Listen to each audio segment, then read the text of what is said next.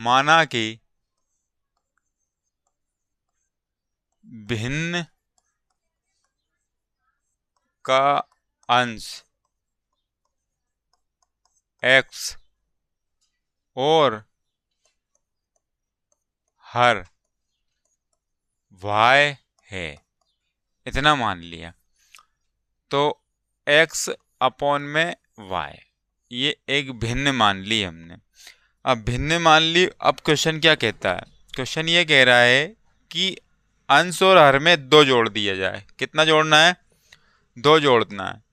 तो ये हम क्या कर रहे हैं? 2 जोड़ रहे हैं। अंश में भी 2 जोड़ दिया और हर में भी 2 जोड़ दिया। तो हमें प्राप्त क्या भिन्न हो जाती है? 9/11। तो हमें प्राप्त 9/11 प्राप्त हो जाता है, 9/11। तो सबसे पहले हम बात करेंगे, ये समीकरण नंबर क्या बन चुकी है? 1। अब हम आगे बढ़ेंगे लेकिन इसको सोल्व करने के साथ में। क्या आप मुझे ये बताओ कि ये अंश है और ये हर है, ये अंश है ये हर है, इसका मतलब पूरी की पूरी इक्वेशन किस में दिख रही है? बटे में। तो इसको हम क्या लेके आएंगे? एक सिंगल लाइन में लेके आएंगे। अब उसका क्या करें? 11 का इंटू ऊपर वाली नंबर में करना पड़ेगा और 9 का इंटू नीचे वाले में करना पड़ेगा, क्रॉस मल्टीप्लाई करना पड़ेगा। 11 का x में किया तो क्या हो गया? 11x प्लस में 11 का इंटू 2 में किया, कितने हो गए? 22 बराबर 9 का इंटू y में किया 9y और प्लस में 9 का इंटू 2 में किया 9 दूने 18। अब x और y को एक तरफ लेके आओ। 11x जब ये 9y था, इधर आएगा तो माइनस का 9y हो जाएगा। ये यहाँ पे 18 था, अब जब ये 22 इधर आएंगे तो माइनस के हो जाएंगे। अब यहाँ पर देखो 11x माइनस के 9y बराबर -22 में से 18 जाएंगे तो माइनस के 4 बचेंगे। ये समीकरण नंबर क्या बन गई? 2। कोई दिक्कत वाली बात नहीं है। अब आगे चलते हैं। अब आगे अगर बात करें हम तो यहाँ पर फिर क्या लिख लेंगे? एक्स वाई लिख लेंगे। क्या लिख लेंगे? x अपॉन में y। अब क्वेश्चन क्या कह रहा है? आगे हो जाती है अंश और हर में क्या जोड़ना है? इस बार 3 जोड़ना है। कितना जोड़ना है? 3 जोड़ना है। तो यहाँ पर हमने जोड़ दिया 3 और यहाँ भी हमने कितना जोड़ दिया? 3। तो फिर भिन्न क्या प्राप्त हो जाती है? 5/6 प्राप्त हो जाती है। अब 5/6 प्राप्त हो रही है, ये समीकरण नंबर क्या बन गई है? 3 बन चुकी है। अब 6 का इंटू ऊपर करेंगे, 5 का इंटू नीचे करेंगे। तो 6 का इंटू एक्स में किया, कितने हो गए? 6x प्लस में 6 का इंटू 3 में किया, कितने हो गए? 18 बराबर 5 का इंटू वाई में किया, कितने हो गए? 5y प्लस में 5 का इंटू 3 में किया, कितने हो गए? 5 तिया 15। अब यहाँ पे ये हो गया। अब इसको x और y को एक तरफ करना होगा। तो 6x जब ये वैल्यू इधर आएगी तो किसकी हो जाएगी? माइनस की हो जाएगी। ये 15 थे, अब जब ये वैल्यू उधर जाएगी तो किसकी हो जाएगी? माइनस की हो जाएगी। तो 6x माइनस के 5y बराबर यहाँ भी कितना बचा? माइनस के। तो ये समीकरण नंबर कितनी बन गई? 4 बन गई। तो यहाँ तक हमें देखना पड़ेगा। और ये पूरे के पूरे क्वेश्चन किससे करना है? प्रतिस्थापन विधि से करना है। कौन से करना है? प्रतिस्थापन विधि से करना है। इसके बाद जब ये जो अगली यूनिट आएगी उसमें हम करेंगे क्या? वो विलोपन विधि। कौन सी करेंगे? अभी प्रतिस्थापन विधि से करना है। तो हम देखेंगे किसी यहाँ दो समीकरण नंबर 2 को क्या करना है? यहाँ से x बराबर निकालना है। क्या निकालना है? x बराबर, या x बराबर आप समीकरण नंबर 4 से निकाल सकते हो, किसी भी प्रकार से निकाल सकते हो। ऐसा नहीं कि हम अगर आप x यहाँ से निकाल लोगे तो x की वैल्यू कहाँ रखनी पड़ेगी? यहाँ। अगर x यहाँ से निकालोगे तो यहाँ की वैल्यू कहाँ रखनी पड़ेगी? यहाँ। आंसर सेम आने। अब इसको हटा देते हैं, इसका कोई काम नहीं बच रहा अभी। तो यहाँ पर अगर समीकरण नंबर 4 से क्या निकाल रहे हैं? हम x की वैल्यू निकाल रहे हैं। किसी का मन हो तो x की वैल्यू समीकरण नंबर 2 से भी निकाल सकता है। तो यहाँ पर लिख रहा है समीकरण किसको लेने पर? समीकरण 4 से। समीकरण 4 से। तो समीकरण 4 क्या कहती है?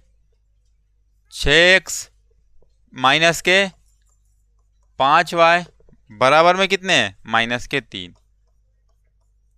अब देखिएगा x बराबर -3 पहले से ही था, -3 पहले से ही था। अब ये 5y जब उधर जाएंगे तो किसके हो जाएंगे, प्लस के हो जाएंगे 5y। तो x बराबर -3 प्लस में 5y, और जब ये n2 का था अब बराबर के इधर जाएगा तो बटे में पहुंच जाएगा। ठीक है ना, 4 समीकरण बन गई। अब ये समीकरण नंबर कौन सी बनी, 5। बनाते चलो आप, कोई दिक्कत नहीं, सिर्फ और सिर्फ सीक्वेंस होना चाहिए आपका 1 2 3 4 5। अगर आप बोलना चाह रहे हो कि ये समीकरण ना लिखे 5 तो भी कोई दिक्कत वाली बात नहीं है। और आप अगर समीकरण नंबर लिख भी दोगे तो भी कोई दिक्कत वाली बात नहीं, आपकी मर्जी है, लिखो या मत लिखो। तो यहां लिखेंगे समीकरण, समीकरण ये हल कर ली थी अपन ने, ये बाकी था। तो समीकरण 2 में x का मान रखने पर, x का मान रखने पर, अगर आप चाहो तो ऐसा भी लिख सकते हो, समीकरण 2 में समीकरण 5 से x का मान रखने पर, कोई दिक्कत नहीं है। तो समीकरण 2 क्या कहती है, 11x माइनस 9y बराबर कितने हैं, -4। अब यहां पर x की वैल्यू ये है, तो 11 इंटू एक्स की वैल्यू पूरी की पूरी ये है, तो क्या लिख देंगे, -3 प्लस के 5 और अपॉन में कितने हैं, 6। और यहाँ पर ये हो गया एक्स की वैल्यू पूरी हुई। अभी तो सिर्फ और सिर्फ इतनी वैल्यू हुई है माइनस के, कितने बच रहे थे, 9y बराबर -4, ये बच रहे थे। तो 11 का इंटू इस पूरी इसमें कर दो कोष्टक के अंदर, तो 11 तिया 33 प्लस 11 5 55y, ठीक है ना।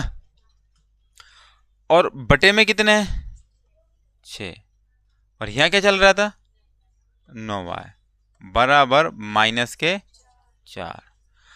अब इस 6 को हटाना है, इस 6 को हटाना है, तो इस 6 का इंटू इसमें भी करना पड़ेगा, इस 6 का इंटू बराबर के उधर भी करना पड़ेगा, दोनों में करना पड़ेगा, तब जाकर के ये नीचे का क्या हटेगा, 6।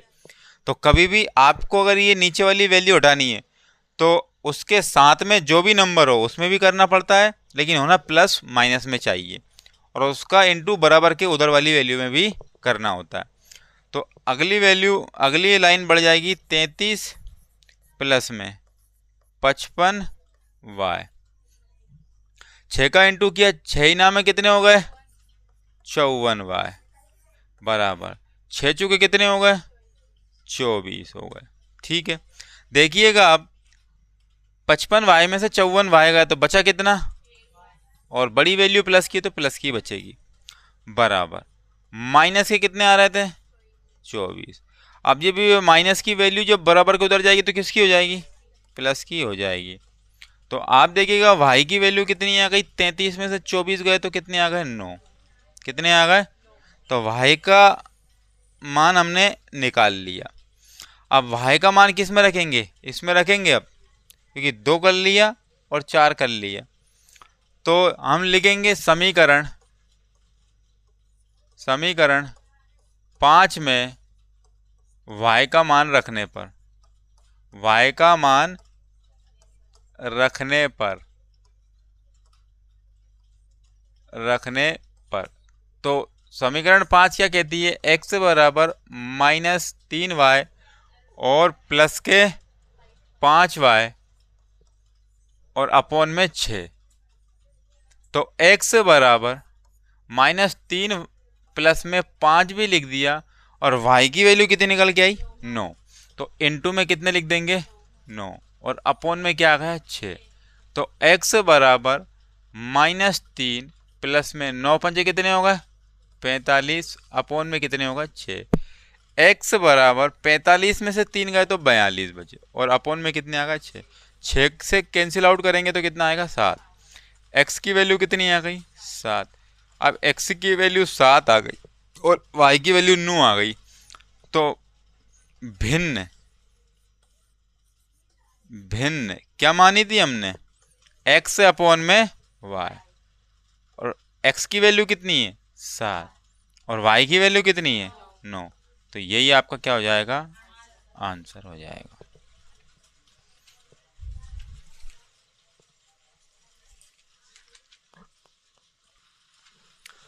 अब आते हैं इस छठे क्वेश्चन पर। 5 वर्ष बाद जैकोब की आयु उसके पुत्र की आयु से 3 गुनी हो जाएगी।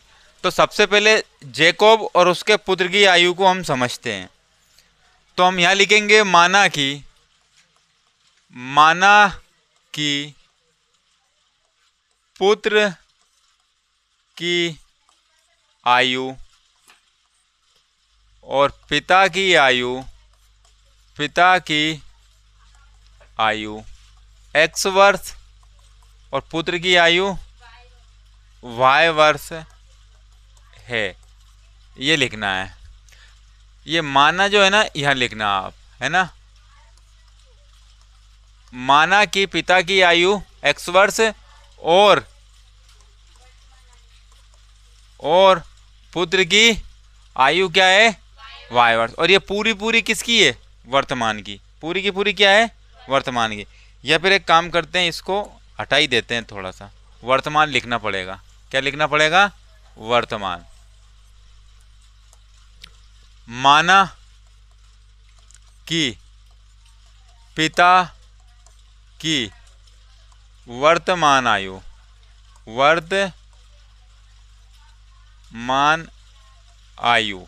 क्या है x वर्ष है और पुत्र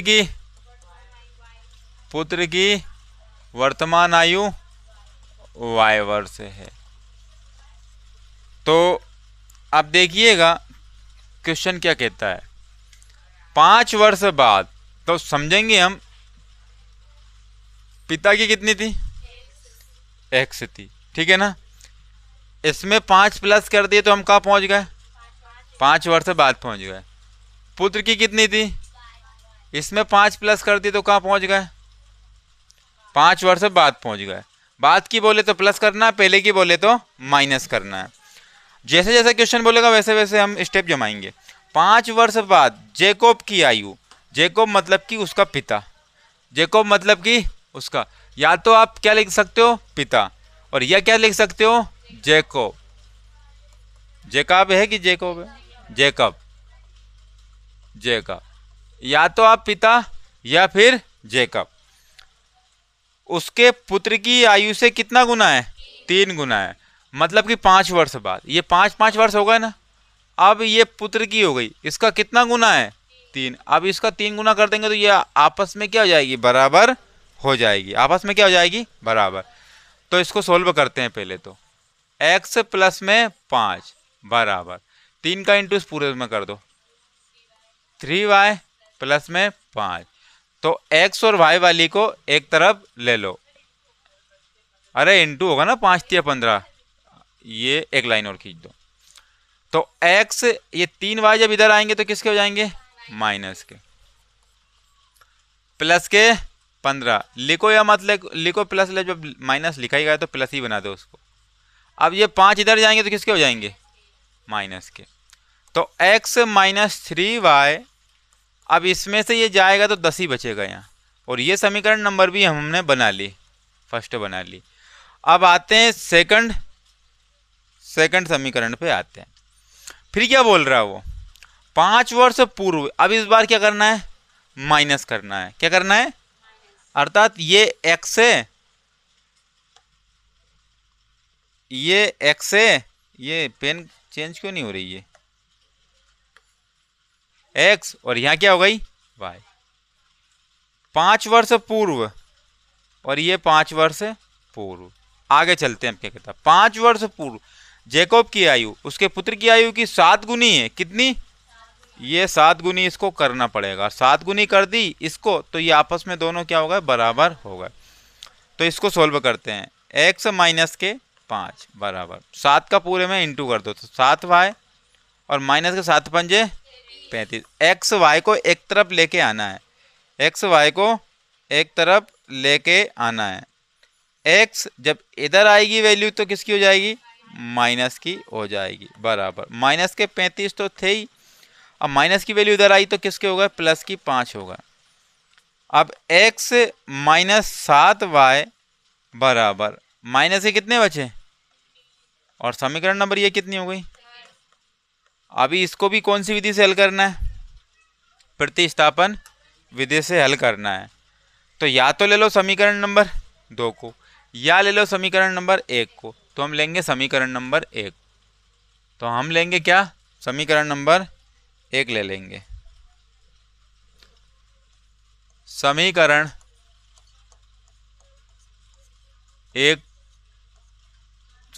1 को हल करने पर ऐसा लिख सकते हो, समीकरण नंबर 1 से समीकरण नंबर 1 को हल करने पर कोई दिक्कत नहीं। तो x minus 3y is equal to 10। तो x बराबर 10 तो है ही, जब ये उधर जाएंगे तो प्लस के हो जाएंगे 3y। तो इस समीकरण नंबर कितनी बन गई, 3 बन गई भैया। कितनी बन गई, 3। अब लिखेंगे समीकरण 2 में, किसमें, किसका मान रखने पर, x का मान रखने पर, मान रखने पर। तो समीकरण नंबर 2 क्या कहती है, समीकरण नंबर 2 ये कहती है कि x माइनस के 7y और बराबर में 30 है। बराबर में कितने हैं, 30, लेकिन माइनस के हैं, किसके हैं, माइनस के। अब x का मान लिख देना, x की वैल्यू ये पूरी है तो x की जगह पर क्या लिखेंगे, 3y, और पहले से ही क्या मौजूद है, 7y, और इजिकल टू में माइनस 30 है, 30, ठीक है ना। अब देखिएगा माइनस 7y में से 3y गए तो बचे कितने, माइनस के 4y। तो माइनस के 4y बराबर माइनस के 3। अब ये प्लस वाली वैल्यू भी उधर जाएगी तो किसकी हो जाएगी, माइनस की हो जाएगी। तो माइनस के 4y इजिकल टू माइनस के 40। अब माइनस से माइनस कैंसिल होगा, 4 से कैंसिल आउट करेंगे तो कितने आएंगे, 10, और y इजिकल टू कितने होगा, 10। अर्थात यहाँ से हमने y की वैल्यू निकाल ली है। अब यहाँ लिखेंगे समीकरण नंबर 3। समीकरण 3 में y का मान रखने पर, y का मान रखने पर, अब देखिएगा x इजिकल टू 10 प्लस में 3y। अब x इजिकल टू यहाँ क्या है, 10, और यहाँ क्या है, 3, तो प्लस में 3, और y की वैल्यू कितनी हो गई, 10 इंटू में 10। तो x इजिकल टू 10 प्लस में 10 का गुणा 3 में क्या, अर्थात 30। ये पूरे कितने हो जाएंगे भैया, अब यहाँ कितने आए थे, 10। अब देखिएगा यहाँ पर इधर जैकोब की वर्तमान आयु क्या है, वर्तमान क्या है, 40 वर्ष है। और अगर ये आयु 5 वर्ष से पहले की निकलती तो है की जगह क्या लगाते, थी, और 5 वर्ष बाद की अगर निकाल दे तो क्या लगाते, होगी। ये ध्यान रखना, ये शब्द का बड़ा ध्यान रखना, नहीं तो दिक्कत में आ जाए। दिक्कत में तो कहीं नहीं आएंगे लेकिन थोड़ा सा बढ़िया रहेगा। और पुत्र की,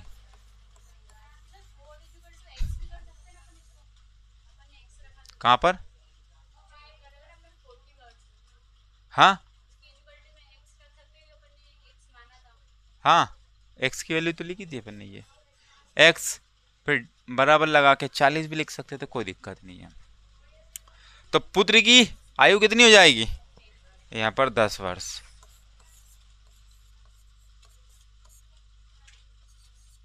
बस उतार लो इसको। देखिएगा अब हम बात कर लेते हैं, ये हमारे पूरे क्वेश्चन हमने कर लिए। अब बात कर लेते हैं 3.3 की। अब उसमें क्या है 3.3 में, उसमें एक बेसिक बात है, एक बेसिक बात है जो कि ऑब्जेक्टिव में भी आती है और हम उस पर क्वेश्चन भी सॉल्व करेंगे उस पर बेस्ड। अब वो क्या कहलाता है? विविक्त कर। क्या कहलाता है? विविक्त कर। विविक्त कर, ठीक है ना। अब विविक्त कर को हम इंग्लिश में कहते हैं डिफरेंशिएशन। क्या कहते हैं? डिफरेंशिएशन। इंग्लिश की बात छोड़ो, लेकिन उसको डिनोट करते हैं हम किससे? डी से। और हिंदी में क्या कहते हैं उसको? विविक्त कर। और वो फॉर्मूला होता है भाई क्या? B square minus 4ac। B square minus 4ac। अब इस बी स्क्वायर माइनस 4ac से हम क्या करेंगे? बी स्क्वायर माइनस 4ac से हम मूलों की प्रकृति निकालेंगे। मूलों की क्या करते हैं? मूलों की प्रकृति निकालते हैं। मूलों की प्रकृति। अब प्रकृति का मतलब यह है, प्रकृति का मतलब यह है कि मूल वास्तविक है कि अवास्तविक है, मूल समान है कि असमान है, मूल समान है कि असमान। किससे निकलेंगे वो? इस बी स्क्वायर माइनस 4ac से निकलेंगे। और इसको क्या कहते हैं? डी। या तो आप इस पूरे की वैल्यू क्या मान लो? डी। और डी अगर है तो वो क्या है? B square minus 4ac। इस बात का ध्यान रखना, हम इसका यूज करेंगे। डी बराबर क्या है? B square minus 4ac। D बराबर क्या है? B square minus 4ac। अब इसी से हम क्या निकाल रहे हैं? मूलों की प्रकृति। आप देखिएगा, फिर बोल रहा हूं मैं, प्रकृति क्या होती है? मूल समान है कि असमान। पहली बात ये पूछ लेगा, ऑब्जेक्ट में भी पूछ लेगा और क्वेश्चन में भी पूछ लेगा। और पूछेगा कि मूल समान है, असमान तो होगा, लेकिन मूल वास्तविक है कि अवास्तविक है, ये कैसे पता करोगे? मैं आपको बता दूं पहले ही, ये 0 है, ये क्या है? 0। और 0 के राइट हैंड साइड चलेंगे तो वो वैल्यू क्या है? प्लस की हो जाएगी। वो वैल्यू क्या है? प्लस की हो जाएगी। और लेफ्ट हैंड साइड चलते तो क्या वैल्यू क्या हो जाती है? माइनस की होती जाती है। ये 0 से कम, ये 0 से, ये 0 से अधिक। आप देखिएगा, अगर 0 से अधिक होती है कोई वैल्यू तो वो वास्तविक होती है। क्या होती है? वास्तविक होती है, ठीक है ना। और 0 से कम होती है तो अवास्तविक होती है। अवास्तविक होती है वो, ठीक है ना। अगर कोई वैल्यू 0 से बड़ी होगी तो वो क्या होगी? वास्तविक। और 0 से छोटी होगी तो वो क्या होगी? अवास्तविक होगी। और दूसरी बात, अगर 0 ही हुई तो फिर क्या करेंगे भाई? इस बी स्क्वायर माइनस 4ac की वैल्यू अगर 0 आ गई तो क्या करेंगे? तो भी वास्तविक है, तो भी क्या है? वास्तविक है। तो इसका मतलब दो बार, यानी कि दो कंडीशन में क्या आएंगी? वास्तविक आएंगी। एक तो 0 से बड़ी और एक 0 के बराबर। 0 के बराबर है तो भी क्या है? वास्तविक। 0 से बड़ी है तो भी क्या है? एक ही कंडीशन ऐसी बनेगी कि 0 से अगर कोई वैल्यू छोटी आ जाती है तो वो क्या बन जाती है? अवास्तविक बन जाती है। अब निकालते हैं समान और असमान। मूल असमान होंगे कि समान होंगे? मूल वही शून्यक। शून्य कभी कभार आपने देखा ना, बिल्कुल सेम आते थे और कभी अलग अलग आते थे। तो अगर मैं बात करता हूं कि 0 से बड़ी है तो वास्तविक तो होनी है, लेकिन मूल कैसे होंगे? असमान। मूल कैसे होंगे? असमान। और 0 के बराबर हो गए तो वो समान हो जाएंगे। वो क्या हो जाएंगे? समान। और 0 से छोटे हैं, 0 से कम है, तो मूल अवास्तविक तो हो गए लेकिन असमान होंगे। क्या होंगे? असमान। अर्थात असमान असमान तो होते हैं, लेकिन सिर्फ और सिर्फ समान कब होता है? जब 0 के बराबर हो जाता है। क्या इतनी बात समझ में आई? अगर इतनी बात समझ में आई तो यही बात मैं अब बढ़िया तरीके से आपको बता रहा हूं।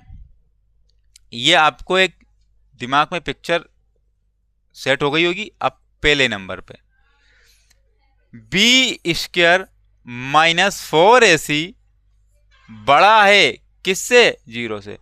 अब ये चिड़िया का मुंह है, जिधर खुलता है वो बड़ी होती है, तो इधर जितनी भी वैल्यू होगी वो क्या होगी? बड़ी। इसको बोलते हैं ग्रेटर देन। क्या बोलते हैं? उससे मतलब नहीं, चिड़िया का मुंह याद रखो। चिड़िया का मुंह इधर खुल रहा है तो इधर वाली वैल्यू बड़ी, इधर खुल रहा है तो इधर वाली वैल्यू बड़ी। तो चिड़िया का मुंह इधर खुल रहा है तो ये वैल्यू बड़ी हो गई। किससे बड़ी हो गई? तो 0 से बड़ी है तो मतलब क्या है? वास्तविक होंगे। और मूल कैसे होंगे? तो यहां पर मूल क्या होंगे? वास्तविक। मूल वास्तविक होंगे। और असमान होंगे। क्या होंगे? असमान होंगे।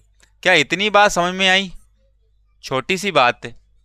दूसरी बात, बी स्क्वायर माइनस 4ac अभी बड़ी किससे हो रही थी, लेकिन अब मैंने बराबर कर दिया किसके? 0 के। तो मूल कैसे हैं? और समान। तो मूल कैसे हैं? वास्तविक।